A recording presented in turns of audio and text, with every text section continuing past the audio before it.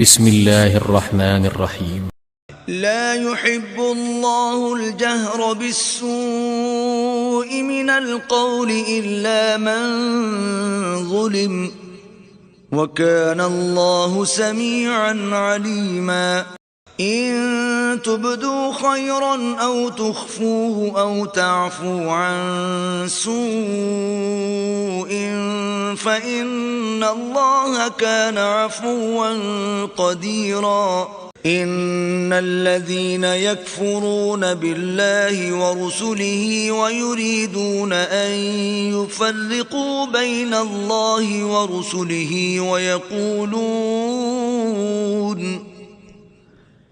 ويقولون نؤمن ببعض ونكفر ببعض ويريدون أن يتخذوا بين ذلك سبيلا، أولئك هم الكافرون حقا، وأعتدنا للكافرين عذابا مهينا. والذين آمنوا بالله ورسله ولم يفرقوا بين أحد منهم أولئك سوف يؤتيهم أجورهم، وكان الله غفورا رحيما. يسألك أهل الكتاب أن تنزل عليهم كتابا من السماء،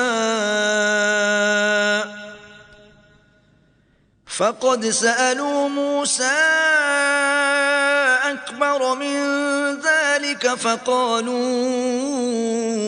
أرنا الله جهرة فأخذتهم الصاعقة بظلمهم، ثم اتخذوا العجل من بعد ما جاءتهم البينات فعفونا عن ذلك، وآتينا موسى سلطانا